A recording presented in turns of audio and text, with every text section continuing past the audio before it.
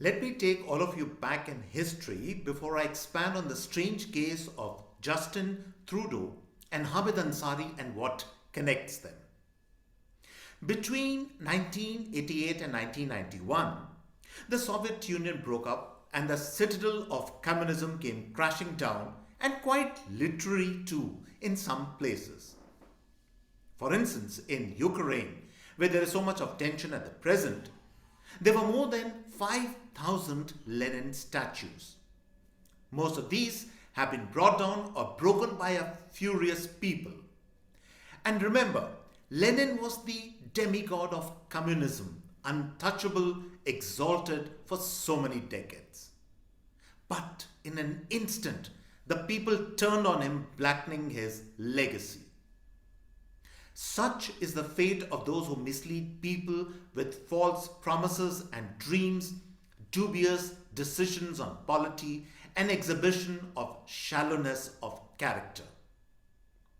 Something similar is happening to two liberal icons, Justin Trudeau and Hamid Ansari. Both are denizens of this worldwide loose federation of politicians and public figures who are adept at assuming moral pedestal on which they love to stand and point fingers at others to justify their politics, their survival, and chicanery. The complete hypocrisy of such politicians connects them. They use words like protest, race, communalism, and secularism to skirt the real issues, create artificial enemies to perpetuate power and positions for themselves. It's an old game, really. Lenin, Stalin, and so many of the real set out and mapped this route before these people. Hi, and welcome everyone to the CAA Show. CAA, as all of you know, is Conversations and Analysis, and my name is Juggi Bhasin. If you like our show, do press the big red subscriber button on your screen on the right hand side and subscribe to us. Subscription is of course completely free.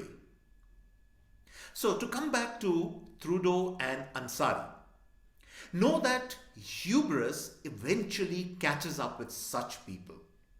And let me tell you how hubris is currently impacting the fortunes of Hamid Ansari and Justin Trudeau. Justin Trudeau is Canada's premier who has deserted his people and is hiding from them in a secret location.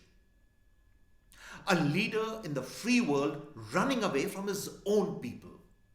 It could not be more ironic that this man supported the farmers' protest in India, and when faced with countrywide protests from truckers in Canada who have, as we all know, laid siege on the capital Ottawa, he himself has run away to a secure location. Fact is, Justin Trudeau built an image for himself which has come crashing down, very much like the statues of Lenin in the former Soviet Union. Justin Trudeau was the good-looking liberal politician who said all the right things on the environment, race relations, and wowed the people as a new age politician who was morally upright, high-minded, and woke. How many people back then, really then at that time, bothered to investigate who the real Justin Trudeau was? In 2019, there was, during his re-election campaign, the blackface controversy erupted, in which investigative reporters found out that Justin Trudeau in 2001 had painted his face black for an Arabian Nights themed school gala to showcase what an Arab man or a black man looked like. The picture shows him in blackened face surrounded by white girls in hilarious mood. It was obviously an out and out racist depiction. And the same man years later becomes the world's biggest mascot for equality in race relations.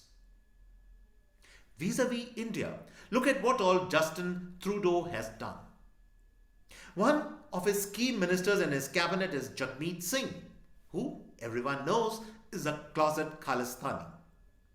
As a matter of fact, Jagmeet Singh has not even once condemned the blowing up of Air India Flight 182, which originated from Canada. The anti-India and pro-Khalistan lobby in the world are strongest in Canada. And it is no secret that it thrives there because Justin Trudeau and Jagmeet Singh choose to look the other way. So look at all the contradictions associated with this man. He has been proven to be a closet racist, even though he apologized for that later, but facts are facts. He is a supporter of quasi-terrorist outfits like the Khalistanis, and a man who is so scared that he runs away from his own people and is in hiding somewhere. The same man, even as recently as a week back, was considered a liberal icon of the world. And then let's come home and talk about the strange case of our own Hamid Ansari. Mr. Ansari, as we all know, has been a two-term Vice President of India. He has enjoyed one of the highest constitutional offices in the country. He has for years and years enjoyed the perks and privileges of the same office. And this man now embraces a rabid anti-India platform and organization and uses it to rabble-rouse against the present government for alleged discrimination against Muslims in India. And therefore, the question to be asked is that how is he any different from that other rabble-rouser, Owaisi, for having perfected the art of playing the victim card? And before you think that's the end of the matter, there's shockingly more. Our external intelligence agency RAW officers have in the past made serious allegations against Ansari that when he was our ambassador to Iran, that is in the early 90s, he jeopardized RAW operations in Iran. Ansari was our ambassador in Iran at a critical time when there were reports that RAW was keeping a close watch on some Kashmiri youth who would visit the Iranian city of Qom for arms training. In fact, very specifically, an ex-RAW officer N.K. Sood alleges that he, that is Hamid Ansari, colluded with the Iranian intelligence agency SAVAK to cripple RAW operations. If you remember, around that time, that is in 1991, an Indian officer, Sandeep Kapoor, was ostensibly kidnapped by SAVAK from Tehran airport. He was later found on a road in a drugged condition. Now, the thing is, we cannot verify the truth of these allegations. These allegations, by the way, have also appeared in the past editions of the Sunday Guardian. If nothing else, the government should investigate if there is any truth in them.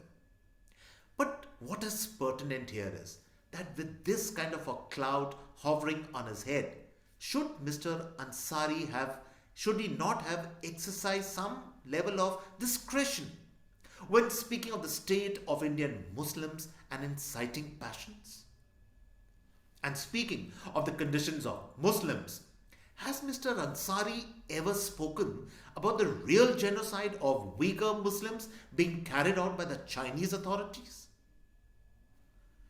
The double standards and selective shame and blame game and the hypocritical espousing of certain kind of causes by both men links them as well as exposes them. The brotherhood of false prophets and dissemblers is not new.